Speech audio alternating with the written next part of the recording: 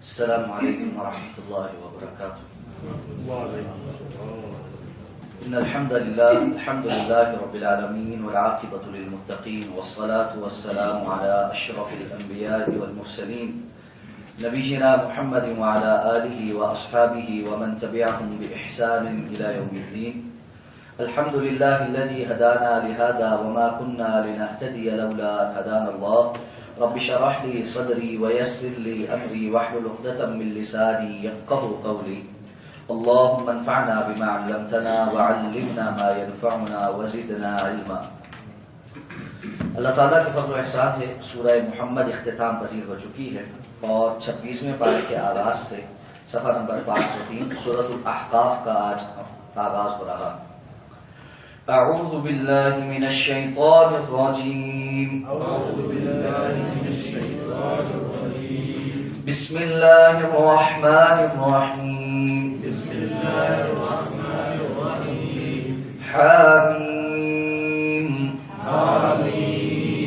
तंज़ीलुल किताबि मिनल्लाहिल अज़ीज़िल हकीम।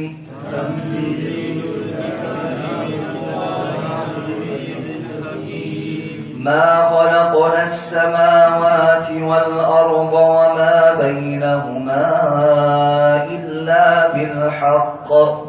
ما خلقنا السماوات والأرض وما بينهما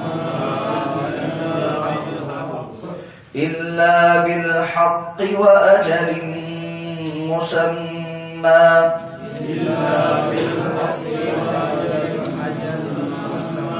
والذين كفروا عما أنذروا معرضون.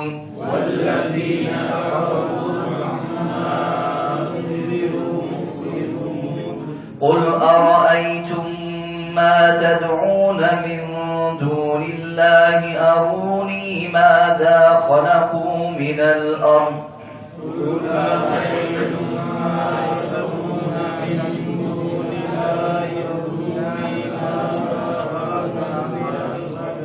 أم لهم شرك في السماوات. ائتوني بكتاب من قبل هذا أو أثارة من علم.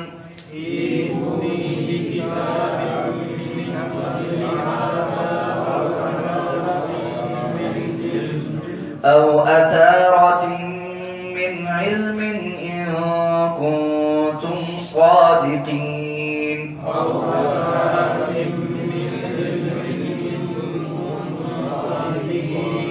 ومن أضل ممن يدعو من دون الله من لا يستجيب له إلى يوم القيامة.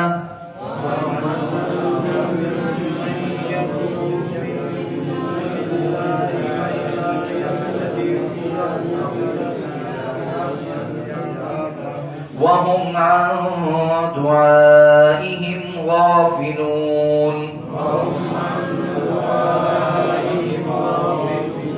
وإذا حشر الناس كانوا لهم أعداء.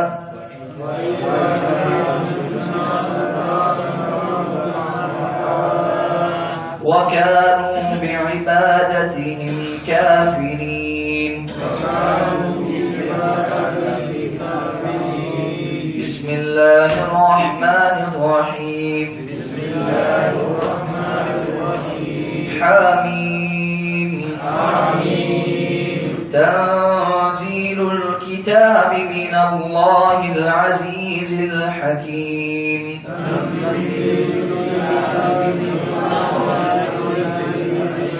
ما خلقنا السماوات والأرض وما بينهما إلا بالحق وأجل مسمى.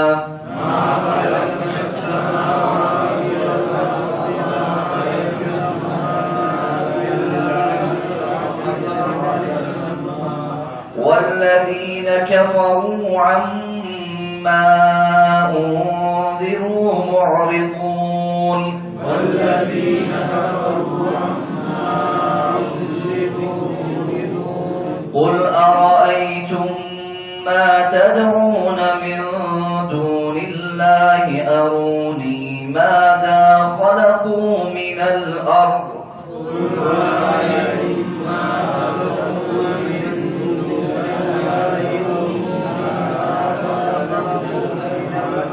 أم لهم شرك في السماوات ائتوني بكتاب من قبل هذا أو أثارة من علم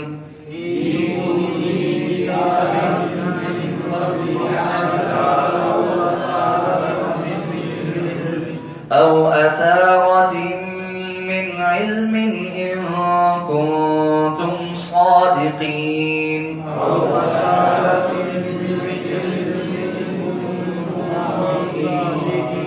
ومن أضل ممن يدعو من دون الله من لا يستجيب له إلى يوم القيامة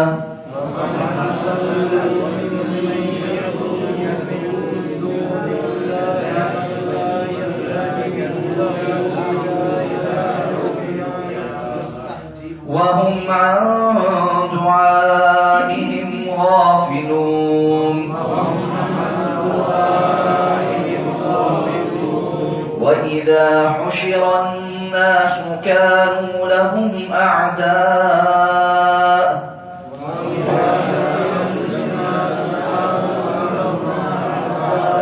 وكانوا بعبادتهم كافرين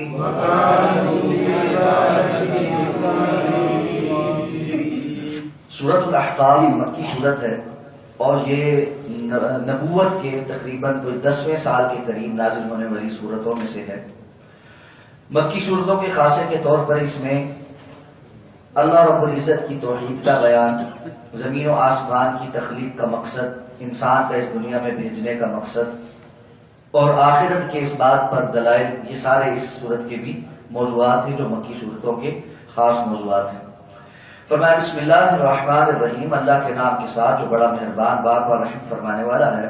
حامیم حروف مقطعات میں سے ہے اور ہم جانتے ہیں کہ حروف مقطعات قرآن مجید کے وہ الفاظ ہیں جو اللہ رب العزت نے عربوں کے لیے بطور چیلنج نازل کیے اور جن کا معنی اللہ کے سوا کوئی اور نہیں جانتا۔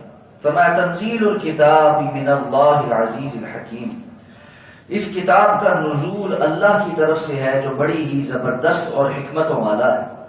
ما خلقنا السماوات والارض، نہیں تخلیق کیا ہم نے آسمانوں کو اور زمین کو، وما بینہما اور جو کچھ ان کے درمیان ہے، الا بالحق سوائے حق کے ساتھ، واجل مسمى اور ایک مقررہ مدت تک، والذین کفروا اور جن لوگوں نے کفر کیا، عما انذروا معرضون جس چیز سے ان کو ڈرایا جاتا ہے وہ اس سے اعراض کرتے ہیں۔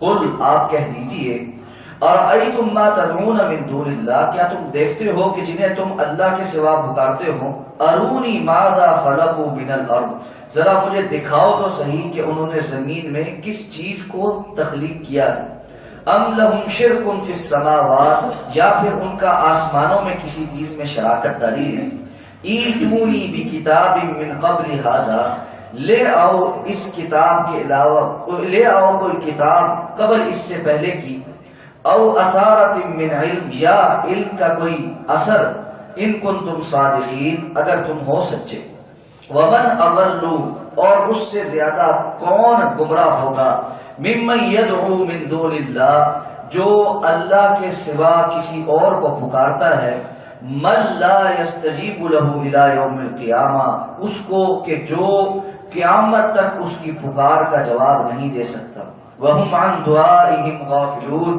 اور وہ تو در حقیقت ان کی پکار سے ہیں ہی غافل، وَإِذَا حُشِرَ النَّاسُ اور جس دن لوگوں کا حشر برپا کیا جائے گا، یعنی دوبارہ اٹھا کر میدان حشر میں جمع کیا جائے گا، كَانُوا لَهُمْ أَعْدَاءَ ہوں گے یہ سب کے سب ان کے دشمن، وَكَانُوا بِعِبَادَتِهِمْ كَافِرِينَ اور وہ ان کی عبادت کا انکار کر دیں گے۔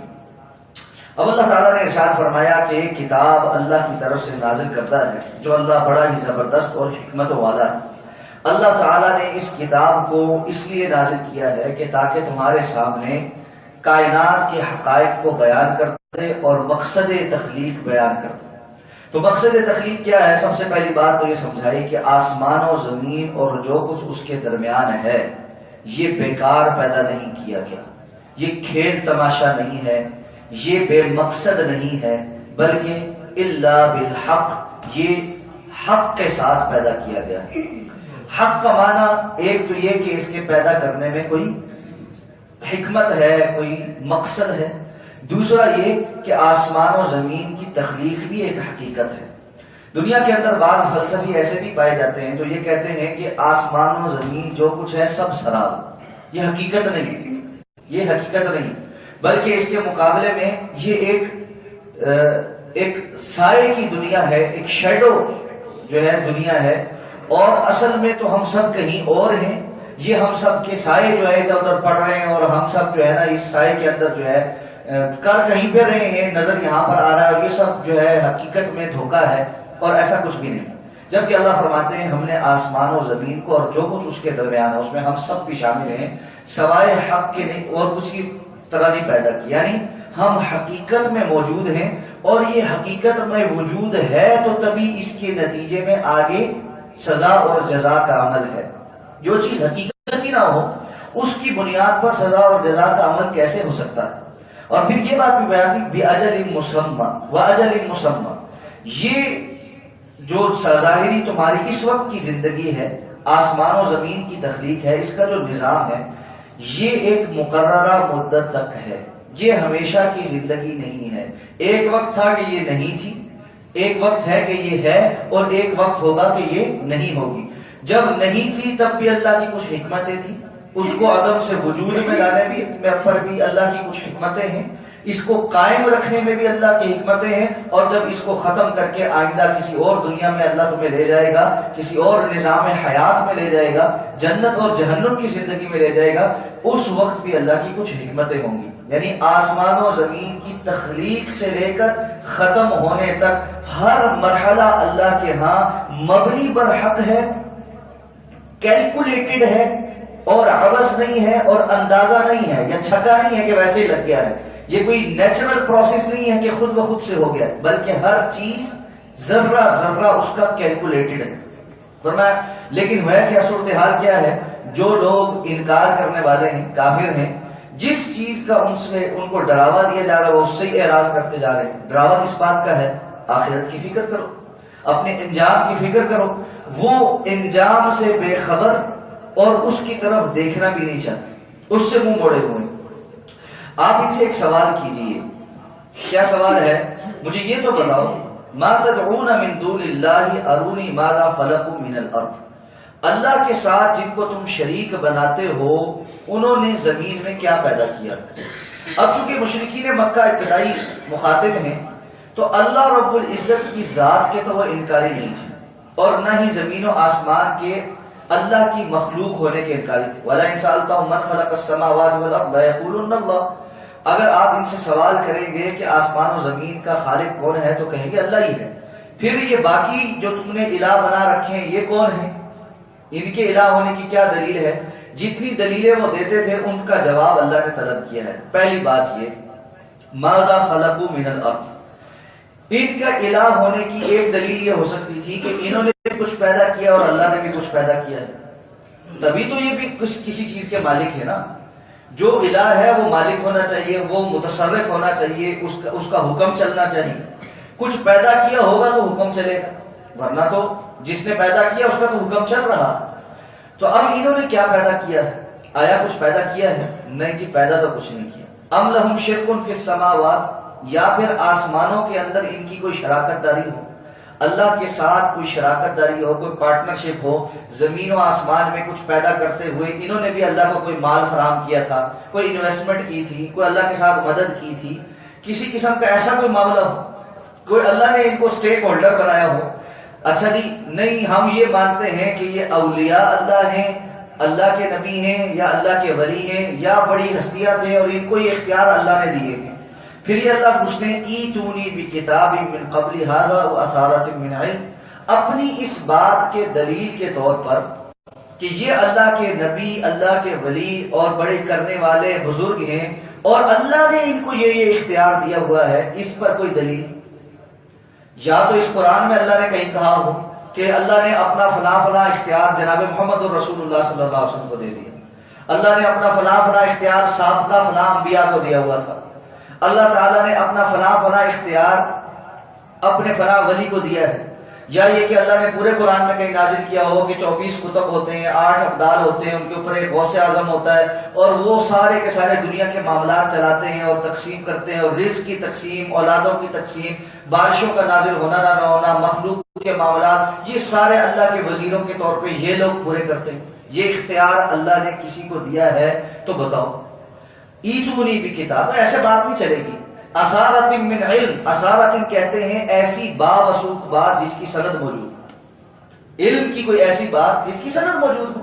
آثار ہے نا، جس کا ہم کہتے ہیں نا فلاں کے آثار، قدموں کے آثار پورے چلتے ہوئے نظر آتے ہیں، اسی طرح علم کی ایسا اثر جو جس کا سند اللہ سے جا کے ملتی ہو کہ ہاں اللہ نے فلاں اپنے بندے پر یہ بات نازل کی اور اس کے نتیجے میں یہ بات پتہ چلی کہ فلاں بندے کو اللہ نے یہ اختیار دیے۔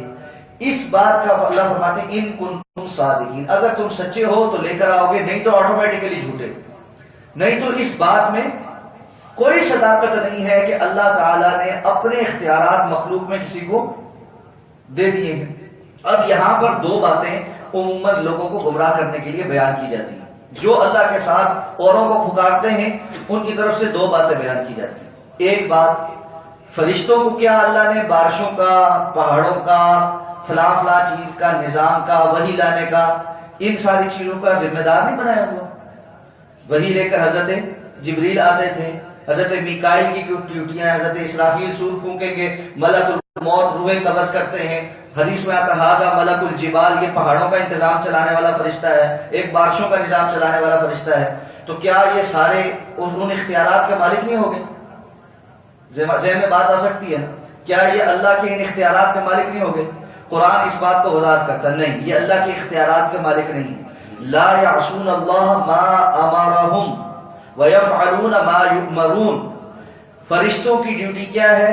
وہ اللہ کی معصیت نہیں کرتے ہر اس بات پر جو اللہ ان کو حکم دیتے ہیں، ویفعلون ما یؤمرون، صرف اتنا کرتے ہیں جتنا اللہ حکم دیتے ہیں۔ حکم اللہ کا ہے، اس کی مرضی اس کے بغیر نہیں کر سکتے۔ جبریل علیہ السلام کی ڈیوٹی اگر یہ تھی کہ اللہ کی کلام کو، اللہ کے پیغام کو فلاں نبی تک لے کر جانا ہے، تو جبریل اپنی مرضی سے کسی اور کے اوپر نہیں جا سکتے تھے۔ جبریل کو اللہ رب العزت نے اگر یہ بتایا کہ اس وقت سورہ احقاف کی فلاں فلاں آیات نازل کرنی ہے، تو وہ اپنی مرضی سے سورہ جاسیہ یا سورہ فتح کی آیات نہیں لے کر آ سکتے تھے، یا قرآن مجید اکٹھا ہی نہیں لا سکتے تھے کہ اللہ نے تو میری ڈیوٹی لائی ہے، میں سارا اکٹھا ہی لے آؤں، میں جب میرا دل کر رہا ہے میں سارا کیا روز روز آتا جاتا جاؤں گا، ایک ہی دفعہ لے آؤں، یہ ساری مرضیاں وہ نہیں کر سکتے۔ اسی طرح ملک الموت ہیں، اسی طرح اسرافیل جو ہے وہ ہیں۔ ابھی تک حدیث میں آتا ہے اللہ رب العزت کے عرش کی طرف ٹکٹکی باندھ کر ہاتھ میں سور پکڑ کر انتظار کر رہے ہیں، جس لمحے اللہ کا حکم آئے گا اس وقت اس میں پھونک ماریں گے۔ کب آنا ہے پتہ نہیں ہے، اس سے پہلے نہیں مار سکتے، ٹیسٹ کرنے کے لیے نہیں مار سکتے، اور اتنے عرصے سے کھڑا چلو اب ایک پھونک تو اپنی مرضی سے مار ہی لیتا ہوں، نہیں، ایسا کچھ نہیں۔ وَيَفْعَلُونَ مَا يُؤْمَرُونَ، صرف اتنا کرتے ہیں جتنا حکم دیا جاتا ہے۔ انبیاء کو اللہ تعالیٰ نے کس بات کا حکم دیا ہے؟ اللہ کے پیغام کو آگے لوگوں تک پہنچا دیں۔ اب دوسری بات، ایک اور بات لوگوں تک پہنچائی جاتی ہے، جی اگر ابراہیم علیہ السلام کے لیے آگ ٹھنڈی ہو سکتی ہے، جبکہ آگ کا کام تو جلانا ہے، اور اسی طرح موسیٰ علیہ السلام کی جو ہے بغل میں ہاتھ ڈال کر اس کو چمکتا دمکتا نکال سکتے ہیں، اور ان کی لاٹھی اژدہا بن سکتی ہے، عیسیٰ علیہ السلام مردوں کو قم بإذن اللہ کہہ کر زندہ کر سکتے ہیں، اور مٹی کی جو ہے وہ پرندہ بنا کر اس کو بسم اللہ پڑھ کر پھونک مارے تو وہ زندہ پرندے کی صورت میں زندہ ہو جائے، یہ سب کر سکتے ہیں، اور جناب محمد رسول اللہ صلی اللہ علیہ وسلم چاند کو 2 ٹکڑے کر سکتے ہیں، اور اللہ کے رسول صلی اللہ علیہ وسلم کی انگلیوں کے درمیان سے پانی کے چشمے پھوٹ سکتے ہیں۔ تو کیا یہ سارے تصرف کے احکامات نہیں ہیں، یہ معجزات تصرف ہیں؟ تو اگر ہم یہ کہتے ہیں کہ اولیاء سے بھی ایسی کرامات کا صدور ہو جاتا ہے تو تم کیوں کہتے ہو کہ ہم یہ جو ہے ہم ان کو اللہ کا شریک بناتے ہیں؟ یہ ساری چیزیں اللہ نے ان کو دی ہوئی ہیں، یہ دلیل ہے، معجزات دلیل ہے کہ اللہ نے اپنے بندوں کو یہ اپنی مرضی کی چیزیں اور کرامات اور اس طرح کی چیزیں دی ہوئی ہیں۔ سب سے پہلی بات تو یہ سمجھ لیں، معجزے اور کرامت میں فرق ہوتا ہے۔ معجزہ جو ہے وہ صرف اور صرف نبی سے اس کا صدور ہوتا ہے، غیر نبی سے کبھی معجزہ صادر نہیں ہو سکتا۔ معجزہ مخصوص ہے انبیاء کے لیے، انبیاء کے علاوہ کسی پر معجزہ اس سے ضرور نہیں ہو سکتا۔ بالکل اسی طرح جس طرح اگر کوئی شخص آج یہ کہے کہ مجھ پر وحی آتی ہے تو ہم کیا کہیں گے؟ یہ کیا ہو گیا؟ مرتد ہو گیا، کافر ہو گیا، ختم نبوت کا انکاری ہو گیا۔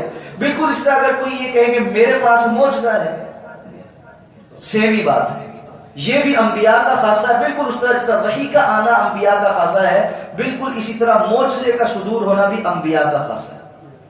سمجھ آ گئی پہلی بات؟ دوسری بات، کیا وحی انبیاء کی مرضی سے آتی تھی یا اللہ کی مرضی سے آتی تھی؟ جب نبی چاہتا جبریل کو حاضر کر لیتا اور وحی آ جاتی، کیا اس طرح ہوتا تھا؟ رسول اللہ صلی اللہ علیہ وسلم پر کیا بسا اوقات وحی آنا رک نہیں گئی اور وہ آپ کے لیے تکلیف کا باعث بھی بنا؟ مشرکین نے آپ کے خلاف پروپیگنڈا بھی شروع کیا، وَلَا تَقُولَنَّ لِشَيْءٍ إِنِّي فَاعِلٌ ذَلِكَ غَدًا إِلَّا أَن يَشَاءَ اللَّهُ۔ آپ یہ بات نہ کہا کریں کہ میں یہ کام کل کروں گا سوائے یہ کہ انشاءاللہ کہہ کر۔ آپ نے چونکہ انشاءاللہ نہیں کہا تھا، وحی آنی رک گئی، 21 دن سے زیادہ وحی نہیں آئی، تو اللہ کے رسول صلی اللہ علیہ وسلم کے لیے مشرکین مکہ کا پروپیگنڈا تکلیف کا سبب بنا، لیکن اپنی مرضی سے وحی نہیں آ سکتی۔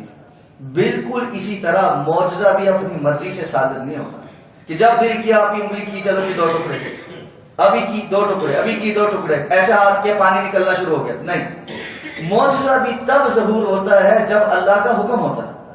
جب اللہ نے حکم دیا تب معجزوں کا ظہور ہوا۔ معجزے بھی اللہ رب العزت کے حکم کے ظہور کے منتظر ہیں، انبیاء کی اپنا حکم نہیں ہے اس میں، انبیاء کا اپنا حکم اس میں نہیں ہے۔ اور یہ بھی سمجھ لیں، معجزہ جو ہے وہ حقیقت میں ظہور پذیر ہوتا ہے، اس کے اندر نظر بندی وغیرہ نہیں ہوتی۔ موسیٰ علیہ السلام کے جادوگر ایک لمحے میں کیوں سمجھ گئے تھے کہ موسیٰ اللہ کے نبی ہیں؟ ان کو پتا تھا جو رسیاں ہم نے ڈالی ہیں وہ رسیاں ہی ہیں، یہ صرف لوگوں کی آنکھوں کا نظر کا دھوکہ ہے کہ ان کو یہ چلتے پھرتے سانپ نظر آ رہے ہیں۔ لیکن موسیٰ علیہ السلام کا جو کی لاٹھی واقعتاً اژدہا بنی، حقیقت میں اس کی حیت تبدیل ہوئی، وہ نظر کا دھوکہ نہیں تھا۔ مٹی کا پرندہ حقیقت میں اڑتا پھرتا جاندار بنتا تھا، وہ نظر کا دھوکہ نہیں تھا۔ یہ کام کائنات میں کوئی مخلوق نہیں کر سکتی، یہ صرف اللہ کا حکم ہے۔ کوئی کسی مخلوق کی حیت تبدیل نہیں کر سکتا سوائے اللہ رب العزت کے جو خالق ہیں۔ اس لیے معجزات کا صدور کرامات سے یکسر مختلف ہے۔ اور پھر ایک چیز اور، معجزے کے اندر تحدی ہوتی ہے، معجزے کے اندر چیلنج ہوتا ہے کہ اس جیسا کوئی اور نہیں کر سکتا، اس لیے کہ میں نے کہا وہ حقیقت بدلتا ہے۔ اسی طرح قرآن مجید معجزہ ہے تو یہ قیامت تک کے لیے چیلنج ہے کہ کوئی اس جیسا نہیں لے کر آ سکتا۔ کرامت میں یہ بات شامل نہیں ہوتی۔ اب یہ ساری چیزیں بطور دلیل پیش کر کے آپ کرامت کو کیسے جسٹیفائی کر سکتے ہیں، اور پھر اپنی طرف سے بنائی ہوئی کرامتیں، اپنی طرف سے بنائی ہوئی کرامتیں کہ جی جب دل چاہا جو کچھ کر لیا۔ معجزے کے لیے بھی نبی تو اللہ کے حکم کا منتظر ہے، لیکن غوث اعظم کی نعوذ باللہ کرامت یہ ہے کہ اللہ کا فوت کیا ہوا حکم آیا ہوا ملک الموت کی قبض کی روح آسمان کی طرف جاتے ہوئے واپس روک لی کہ اس نے تو آج میرے سے مسافہ کیا تھا، تم جو صبح کو میرے سے مسافہ کر لیتا تھا وہ تو اس دن فوت نہیں ہوتا تھا، تو یہ کیسے لے کر گیا؟ اس دن اس کو واپس آنا تھا، تو اس دن جتنے فوت ہوئے تھے ساروں کی روحیں واپس آ گئی۔ یہ کہاں سے ثابت ہے؟ ایتونی بکتاب من قبل ھذا وأثارۃ من علم ان کنتم صادقین۔ اس طرح کی کرامتیں اور تصرفات جو تم اللہ کے ساتھ اوروں کی طرف منسوب کرتے ہو کہ اللہ کا حکم بھی کلام ہو سکتا ہے اور وہ زیادہ اختیار رکھتا ہے، تو پھر اس کے لیے تو کوئی دلیل چاہیے ہوگی۔ دلیل کے بغیر نہیں ہم مان سکتے. اگر اس کا انکار کرنے پر کوئی گستاخی کا فتویٰ لگاتا ہے تو لاکھ دفعہ لگائے. جو اللہ کا گستاخ ہے وہ ہم پر کیا فتویٰ لگائے؟ یہ تو اللہ کی گستاخی. اور اس حد تک گستاخیاں ہیں کہ کہتے ہیں ان کی کتابوں میں لکھے ہوئے اور ان کے خطباء بیان کرتے ہیں کہ غوث اعظم کو دستگیر کیوں کہا جاتا ہے. نعوذ باللہ من ذالک کہ غوث اعظم اور اللہ تعالیٰ نعوذ باللہ عرش پر ایک دوسرے کے ساتھ ہاتھوں میں ہاتھ ڈال کر ٹہل رہے تھے اور اللہ تعالیٰ کا پاؤں پھسلا اور غوث اعظم نے پکڑ لیا تو اللہ نے کہا دستگیر دستگیر. اللہ فارسی بولتا ہے اور غوث اعظم جو ہے وہ فارسی بان تھے. دستگیر دستگیر اور آج تم نہ ہوتے تو میری خدائی گئی تھی. اس سے بڑا کفر بوا اور شرک کیا ہے؟ اس سے بڑا کفر بوا اور کیا ہوگا؟ اور یہ کھلے عام بیان کی جاتی ہیں اور پھر کہتے ہیں کہ ہم پر شرک کے فتوے لگاتے ہیں. بھئی شرک کا فتویٰ ہم نے نہیں لگایا، آپ نے حرکت ایسی کی ہے جو خود کفر بوا اور شرک ہے.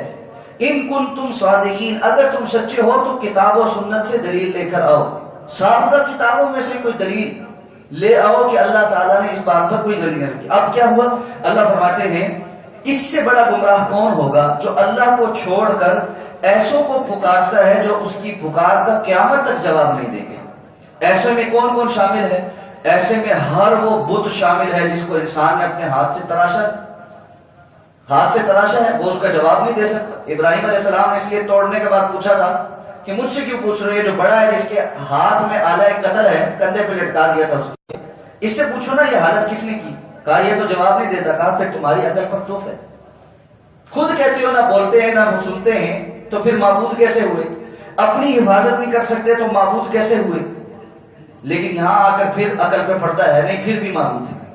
جو اپنے ہاتھوں سے گھڑ کر کھڑا کیا ہے، جس کو نہلانے دہلانے پھسلانے کے لیے، جس کو کفن پہنانے کے لیے، جس کو قبر میں اتارنے کے لیے وہ انسانوں کا محتاج تھا، قبر کے اندر پہنچ کر وہ کرنے والا بن گیا. یہ کیسے ہوا؟ تو اس کے اندر ہر صاحب قبر بھی شامل ہے.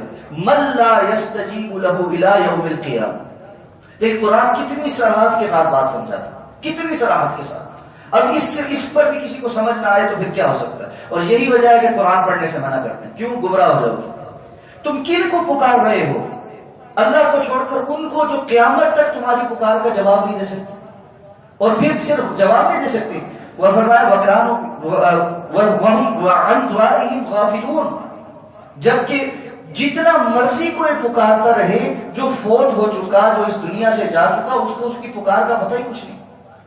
اچھا کوئی کہے یہ کہہ سکتا ہے نا یہاں پہ کہ یہ تو مشرکین مکہ کے بتوں کے بارے میں بات ہو رہی ہے.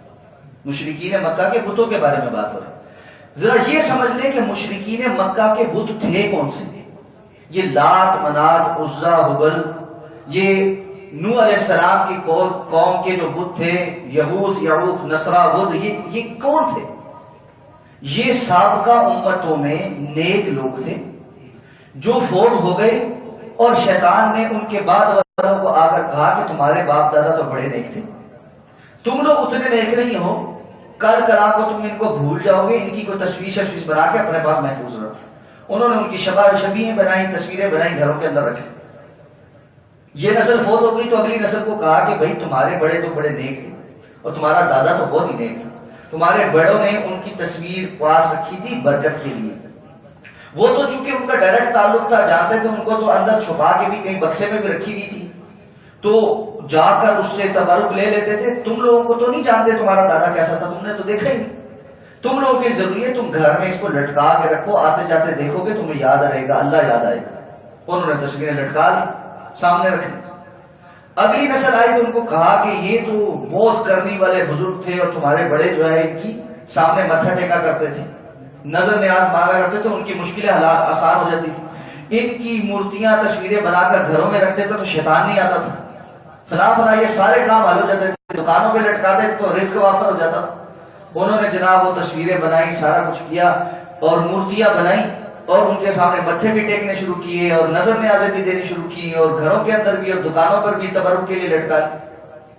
اس کے بعد اگلی نسل آئی تو ان کا یہی تو معبود ہے، یہ ان کی ہم عبادت کرتے ہیں اور یہ آگے اللہ کو راضی کرتے ہیں. ہماری ان تک اور ان کی اللہ کا ما نعبدهم الا ليقربونا الى الله زلفى، ہم ان کی عبادت اس لیے تھوڑی کرتے ہیں کہ یہ اللہ ہے، ہم تو ان کی عبادت اس لیے کرتے ہیں یہ اللہ والے ہیں اور اللہ تک ہماری پہنچاتے ہیں، یہ اللہ کے وزیر ہیں، اللہ کے مشیر ہیں، اللہ کے ولی ہیں، اور اللہ ہم کہاں گناہگار، ہم تو دنیا دار، کمزور، حقیر، فقیر، پر تقصیر، ہماری بات کہاں اللہ تک پہنچ سکتی ہے، اتنی ہمارے اندر تو گنجائش جو ہے وہ طاقت ہی نہیں، ہم تو انہی تک پہنچا سکتے ہیں، ہم ان کے پیروں کی خاک۔ اور یہ ادب آداب کے اندر ایسا الجھایا کہ ان کو شرک کے اندر دلدل تک بالکل سر نکو نہ کر دو، اور اب نتیجہ کیا ہے، یہ معبود بن بیٹھے اور اللہ کی عبادت چلی گئی۔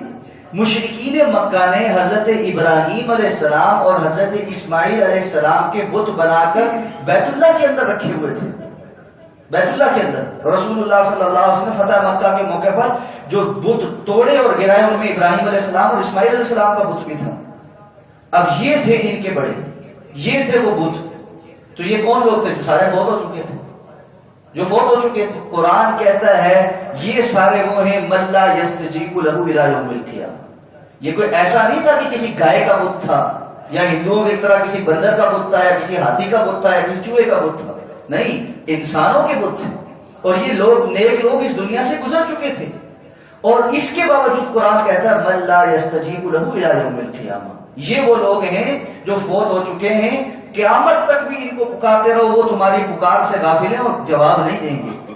وَإِذَا حُشِرَ النَّاسُ كَانُوا لَهُمْ أَعْدَاءَ، اور اسی طرح جب قیامت کے دن اللہ ان سب کو اٹھائے گا تو یہ اپنے ان سارے نام نہاد مریدوں کے دشمن بنیں گے اور انکار کریں گے۔ وَكَانُوا بِعِبَادَتِهِمْ كَافِرِينَ، ان کی اس عبادت کا انکار کریں گے۔ اللہ ہم نے ان کو اس بات کو حکم نہیں دیا تھا کہ ہمیں معبود بنا، اور قرآن بڑی صراحت کے ساتھ کہتا ہے۔ دیکھیں عیسیٰ علیہ السلام کے اللہ کے نبی اور رسول ہونے میں کسی کو شک ہے؟ عیسیٰ علیہ السلام کے اللہ کے ولی ہونے میں کسی کو شک ہے؟ عیسیٰ علیہ السلام کے زندہ ہونے میں بھی کسی مسلمان کو شک ہے؟ نہیں ہے نا؟ عیسیٰ علیہ السلام زندہ ہے، ہمارا ایمان آسمانوں پر ہے، واپس آئیں گے اس دنیا میں۔ کیا اس کیفیت میں عیسیٰ علیہ السلام کو پکارنا جائز ہے کہ جبکہ وہ زندہ ہے؟ اللہ کو چھوڑ کر کسی بھی مشکل میں عیسیٰ علیہ السلام کو پکارے؟ مردوں کی بات تو چلو ختم، زندہ ہیں، اللہ کے نبی ہیں، اللہ کے ولی ہیں، اس دنیا میں واپس بھی آئیں گے، مسلمان بن کر آئیں گے، ہم سب کا ایمان اور عقیدہ ہے۔ تو کیا یا عیسیٰ کہہ کر ان سے المدد مانگنا، غوث مانگنا، کچھ بھی کرنا، اس دستگیری سمجھنا ان کی، یہ ساری جائز ہے؟ کیا اللہ کے رسول نے اس کی تعلیم دی؟ کیا صحابہ کرام نے ایسا کیا؟ اگر نہیں کیا تو پھر کیا یہ سارے اولیاء عیسیٰ علیہ السلام سے بھی بڑھ گئے کہ وہ تو زندہ ہونے کے باوجود ابھی نہیں سن سکتے، تصرف نہیں کر سکتے، کچھ نہیں کر سکتے، دنیا میں آئیں گے تو کچھ معاملات کریں گے، اس کے بعد پھر فوت ہو جائیں گے، لیکن جو فوت ہو گیا وہ سارے معاملات رکھتا ہے۔ تو اللہ نے فرمایا قرآن مجید میں عیسیٰ علیہ السلام سے ہم پوچھیں گے اَأَنْتَ قُلْتَ لِلنَّاسِ اتَّخِذُونِي وَأُمِّيَ إِلَٰهَيْنِ مِن دُونِ اللَّهِ، کیا آپ نے لوگوں کو یہ کہا تھا کہ مجھے اور میری ماں کو اللہ کے سوا معبود بنا رہے ہیں؟ عیسیٰ علیہ السلام کے میں سبحانک ما کنت قلتہ، اللہ تعالیٰ آپ کی ذات پاک ہے ان ساری باتوں سے، میں نے ایسی کوئی بات نہیں کی۔ ان کنت قلتہ فقد علمتہ تعلم ما فی نفسی ولا اعلم ما فی نفسی، اگر میں نے ایسی کوئی بات کی ہوتی تو آپ کے علم میں ہوتا، آپ تو میرے نفس کے اندر چھپی ہوئی بات بھی جانتے ہیں، آپ کے اندر کیا ہے میں نہیں جانتا، میں تو حقیر بندہ ہوں، میں نہیں جانتا، آپ جانتے ہیں۔ میرے وہم و گمان میں، خیالات میں بھی جو بات آتی ہے آپ کے علم میں ہوتی، میرے تو وہم و گمان میں بھی کبھی ایسی بات نہیں آتی۔ یہ کیوں قرآن نے بیان کیا؟ جب عیسیٰ علیہ السلام کی عبادت کی جائے، جب کہ وہ قیامت کے دن انکار کر دیں گے، تو ان کے علاوہ کون ہے جو اس قابل ہو کہ اس کی عبادت کی جائے اور وہ انکاری نہ ہو؟ کل قیامت کے دن سارے اللہ کے یہ اولیاء جن کے نام لے لے کر یہ دنیا کی تجارتیں سجائی گئی ہیں اور اپنے پیٹ بھرے جاتے ہیں اور مذہب کے نام پر چندے وصول کیے جاتے ہیں، وہ سب انکار کر دیں گے، اور ہر قسم کی عبادت جو 11ویں شریف کے نام سے، جی پیر عبدالقادر جیلانی رحمۃ اللہ علیہ کے نام کی 11ویں شریف ہے، کل قیامت کے دن پیر عبدالقادر جیلانی رحمۃ اللہ علیہ اس بات سے بری ذمہ ہوں گے۔ کیوں ہمیں اس بات کا یقین ہے؟ اس لیے کہ پیر عبدالقادر جیلانی رحمۃ اللہ علیہ جو کتابیں لکھ کر گئے ہیں، اگر انہوں نے وہی پڑھی ہوتی تو اس سارے عقیدے سے باز آئے ہوتے۔ میں یہ کہتا ہوں کہ آپ لوگوں کو اس بات سے منع کرتے ہیں کہ قرآن نہ پڑھے گمراہ ہو جائیں گے. اور بھائی جس کا نام لیتے اس کی کتاب ہی پڑھو, زندگی پوری کبھی اس کی کتاب ہی نہیں پڑھی. مانتے غوث اعظم, وہ یہ نہیں مانتے کہ وہ کس کو مانتا تھا, وہ کیا کرتا تھا, وہ نماز کیسے پڑھتا تھا, ان کا عقیدہ کیا تھا. ہماری ہم تو گستاخ پہلے فتوا لگ گیا, ہم تو وہابی پہلے فتوا لگ گیا, ہم تو فلاں یہ پہلے فتوا لگ گیا, نجدی کا بھی فتوا لگا دیا, پتہ نہیں کس کس چیز کا فتوا لگا دیا. ٹھیک ہے چلو بس ساری باتیں صحیح ہوگی. تمہارے نزدیک جو غوث اعظم ہے, حالانکہ غوث اعظم کا کوئی نام شریعت میں موجود نہیں, اللہ ہی ہے جو غوث ہے, اللہ ہی ہے جو مددگار ہے, اللہ کے سوا کوئی اور نہیں. نہ کوئی دستگیری کر سکتا ہے, نہ حاجت روائی کر سکتا ہے, نہ مشکل کشائی کر سکتا ہے, صرف اللہ ہی ہے جو سب کچھ کر سکتا ہے. ان اللہ علی کل شیء قدیر, وہ اللہ جو ہر چیز پر قادر. تو لیکن یہ تو دیکھو کہ شیخ عبد القادر جیلانی رحمۃ اللہ علیہ اپنی زندگی میں کچھ کتابیں لکھ کر گئے ہیں, ان کو اٹھا کر پڑھو اور اس میں سے دیکھ لو کہ ان کا عقیدہ کیا تھا. کیا وہ بھی یہ کوئی اپنی کرامتیں بیان کر کے گئے ہیں؟ کیا وہ بھی کہہ کے گئے ہیں کہ میں ان چیزوں پر قادر ہوں اور میری یہ کرامت ہے کہ میں مردے زندہ کر لیتا ہوں یا اللہ کے کیے ہوئے فیصلوں کو واپس لوٹوا سکتا ہوں اور میرا یہ مقام اور پوری دنیا کے اندر قیامت تک ہر چیز پر تصرف میرا ہوگا؟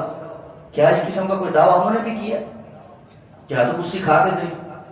پھر یہ اللہ فرماتے ہیں ومن اضل, اس سے پھر بڑی گمراہی کیا ہے, اس سے بڑی گمراہی کیا ہے کہ اللہ کے سوا اوروں کو پکارا جائے. اور یاد رکھیں شرک میں جو شرک اکبر ہے اس کی سب سے بڑی مثال انسانوں میں جو ہمیشہ سے رہی اور آج بھی موجود ہے وہ اللہ کے سوا کسی اور کو پکارنا ہے.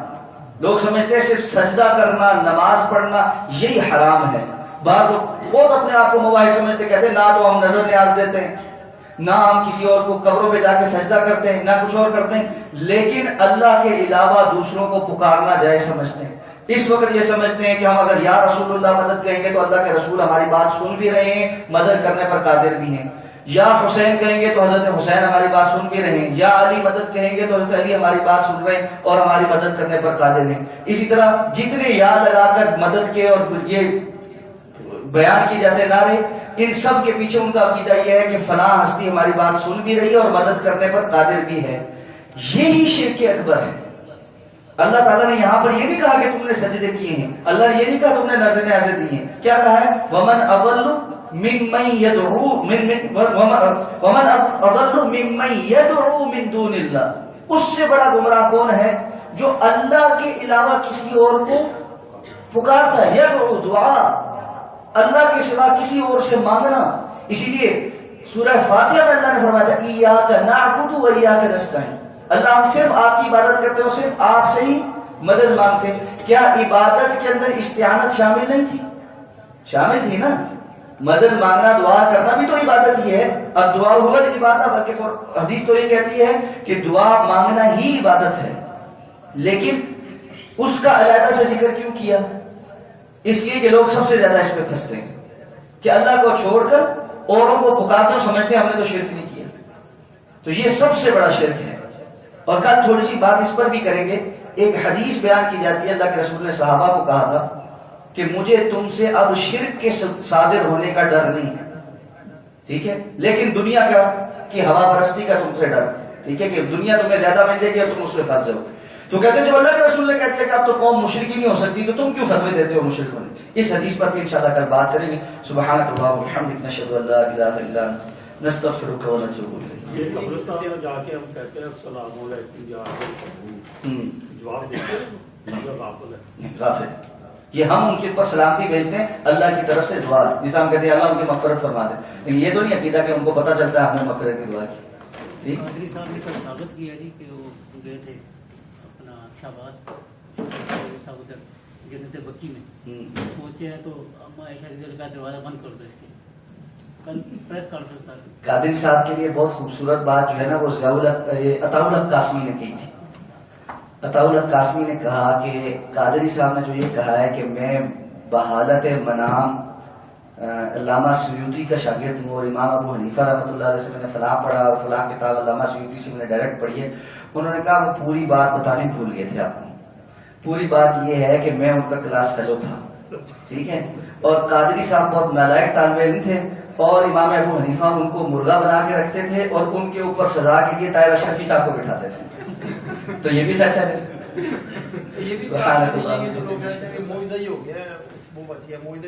غلط الفاظ نہیں کہنا چاہیے. معجزہ نہیں ہو سکتا. معجزہ کا لفظ نہیں کہہ سکتے. یہ جو کہنا ہے ہمارے یہاں جی معجزہ ہی ہو گیا فلاں بچ گیا, یہ درست لفظ نہیں ہے. آپ یہ کہہ سکتے ہیں اللہ کا فضل ہو گیا بچ گیا, معجزے کا لفظ استعمال کریں. جی کرشمہ اردو کا لفظ کہہ سکتے ہیں, لیکن یہ کہ معجزے کا لفظ استعمال کرنا. وہ جی جی ان کا بڑا ہے کہ بڑے قرضی والے پیر ہیں, وہ اولاد بھی دیتے ہیں, غریبوں کو امیر بھی کرتے ہیں, یہ بھی کرتے ہیں, وہ بھی کرتے ہیں, بڑے قرضی والے پہنچے ہوں. لیکن رانا ثناء اللہ سے استعفیٰ نہیں لے سکتے. کرامت اور معجزے میں کیا ڈفرنس ہوتا ہے جی؟ کرامت اور معجزے کا پتہ لگے کیا؟ معجزہ یہ کرامات جو ہے, کرامات اللہ تعالیٰ اپنے بعض اولیاء کو عطا فرماتا ہے. کرامت بھی ایسی چیز ہوتی ہے جو عادت سے ہٹ کر چیز ہوتی ہے, لیکن اس کے اندر چیلنج نہیں ہوتا. نمبر 1. نمبر 2, یہ نہیں ہو سکتا کہ آپ کہیں کہ یہ کرامت صرف ایک ہی بندے کے پاس ہے, دنیا میں کسی اور کے پاس آئندہ نہیں ہوگی, یا یہ کہ کوئی اس جیسا نہیں کر سکتا. ہو سکتی ہے, لیکن وہ بھی اس کی اپنی مرضی سے نہیں ہے. وہ بھی اپنی مرضی سے نہیں ہے, وہ بھی اللہ تعالیٰ کے فضل اور احسان سے ہے. وہ خود سے اپنے مرضی سے اپنے کہنے سے نہیں کر سکتا. کیا کرامات کیا ہے؟ مثلا رسول اللہ صلی اللہ علیہ وسلم کے صحابہ کی بعض کرامات ہمارے سامنے موجود ہیں.